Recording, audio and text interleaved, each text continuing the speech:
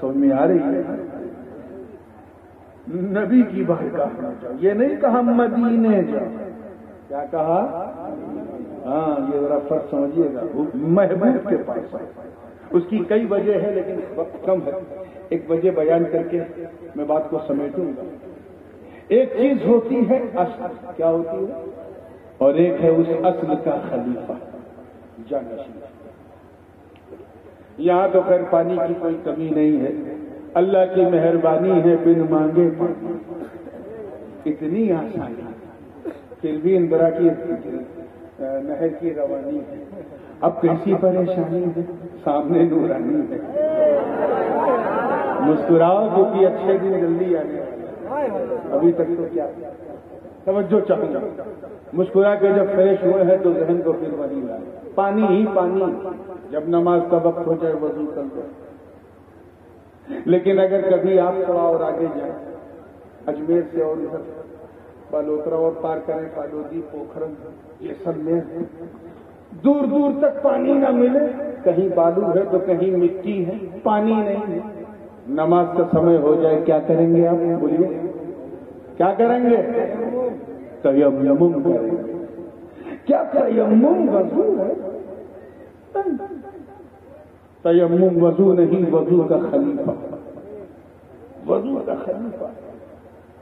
ہم یہ نہیں دیکھیں گے کہ مٹی پہ کیول 2 بار ہاتھ مارنے کا نام تیمم، ہم یہ دیکھیں گے جانشین کس کا، اترادھیکاری کس کا ہے، وائس ریجنٹ کس کا ہے، ڈپٹی کس کا ہے، خلیفہ کس کا ہے، بلا تشبیہ۔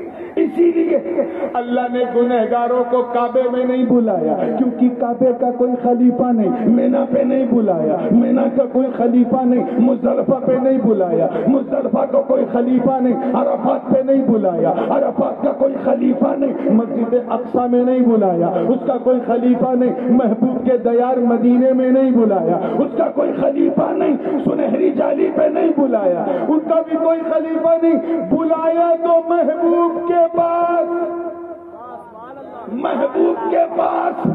کیوں؟ کیونکہ رب کو پتا کہ پیسے والے سرمایہ کار وہ تو دیار رسول پہنچ جائیں گے، راجستھان کا غریب کسان کہاں جائے؟ آباد آئی، گھبرا مت، اگر تو رسول کے در تک نہیں جا سکتا تو اجمیر میں عطائے رسول کے در پہ چلا جائے۔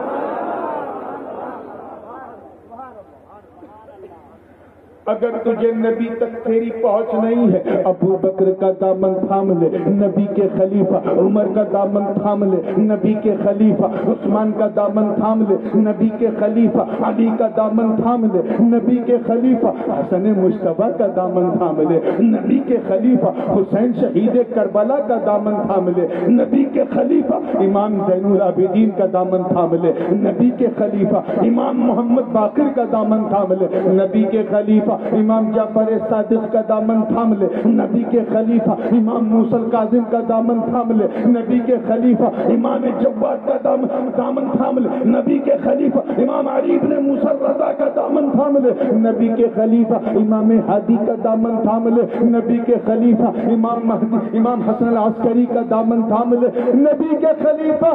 ارے قادریو، گھبراتے کیوں ہو؟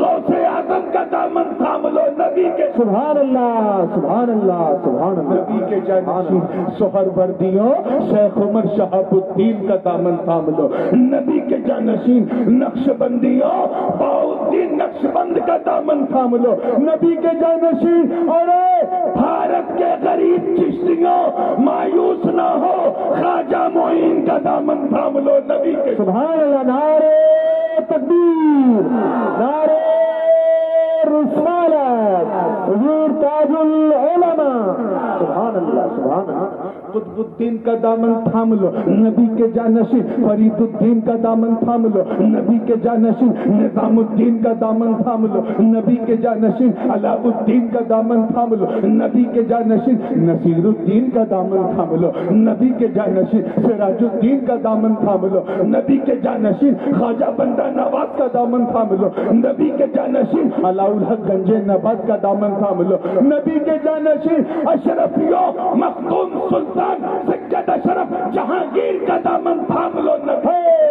سبحان اللہ سبحان اللہ۔ حضرت عبد الرزاق جیلانی کا دامن تھام لو، نبی کے جانشین شاہ عالم کا دامن تھام لو، نبی کے جانشین قطب عالم کا دامن تھام لو، نبی کے جانشین۔ اور اگر چانس مل جائے پڑھنے کا تو انہی کے دادا مخدوم جلال الدین جہانیہ جہاں سید جلال الدین بخاری کا دامن تھام لو۔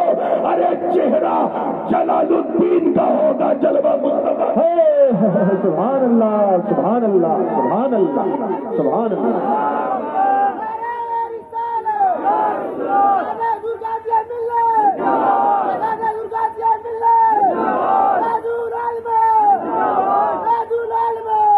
حضرت مخدوم صفی کا دامن تھام لو، نبی کے جانشین مخدوم شیخ سارنگ کا دامن تھام لو، نبی کے جانشین محمد مینا کا دامن تھام لو، نبی کے جانشین حضرت نور قطب عالم کا دامن تھام لو، نبی کے جانشین حضرت سرکارہ پیر پٹھان شیخ سیدنا سلیمان چشتی کا دامن تھام لو۔ سبحان اللہ سبحان اللہ۔ نعرہ تکبیر، نعرہ رسالت، فیضان سلیمان چشتی۔ میں تو کتنا کرم ہے سرکار سلیمان، اس پار سے اس پار جانا بھی نہیں پڑا، یہی اپنا جانشین دے دیا اور کہا ہے ہنومان گڑھ والو جاؤ جام سر، توحید کا جام ملے گا، مصطفیٰ کا جمال ہوگا، خدا کا جلال ہوگا۔ سبحان اللہ۔ نعرہ تکبیر، نعرہ رسالت، فیضان جمال الاولیاء۔ سبحان اللہ سبحان اللہ۔ زندہ باد زندہ باد۔ میں کیا بیان کروں، آپ ان کے شہزادوں سے بہتر سن سکتے ہیں۔ ایک جمال الاولیاء تو وہ ہیں جو آپ کے والد گرامی، اور ایک وہ جمال الاولیاء جن کی غالباً سرکار دادا جمال شاہ، ان کی ایک جمال لوگوں سے نہیں سمجھتا کہ کتنا باکمال سلسلہ ہے، دو جمال اور پورے کمال کے ساتھ ایسے فنا کے شیخ کہ خود سید ابن سید ابن سید ابن سید، مگر خدا فی سبیل اللہ مجاہدے کے لیے، تزکیہ نفس کے لیے، تطہیر باطن کے لیے، غوث اعظم کی سنت پہ عمل کرتے ہوئے کسی سید کو نہیں بلکہ اس سلطان کو چنا جسے دنیا پیر پٹھان خدمت میں رہا۔ تفصیل میں جانے کا موقع نہیں ہے، بس ایک بات جو میں نے اپنے بزرگوں سے لوگوں سے وہاں سنی اسی کو بیان کر کے میں ان کی غلامی کے رجسٹر میں اپنا نام لکھا کے بات کو سمیٹ رہا ہوں۔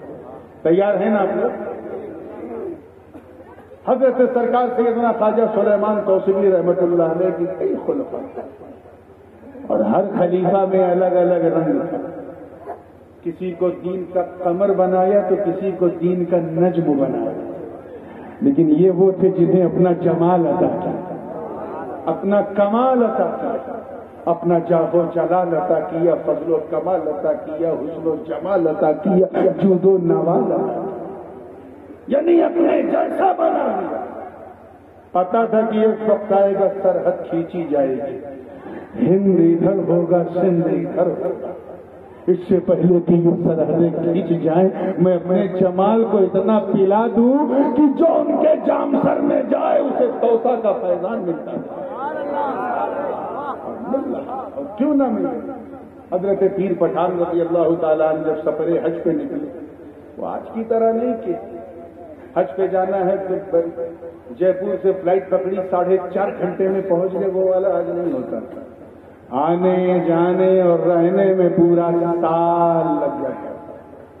سفر پہ نکلے اور یہ تنبیہ کیا اے جمال میرے جمال، میں اپنے توسا کو تیرے حوالے کر کے جا رہا ہوں، خیال رکھنا کوئی تکلیف کسی کو نہ ہو، یہ کہہ کے چلے گئے۔ اشارہ مل گیا، نظر سے نظر مل گئی تھی، جامع ولایت بھی مل گئی۔ انسان تو انسان، ماشاء اللہ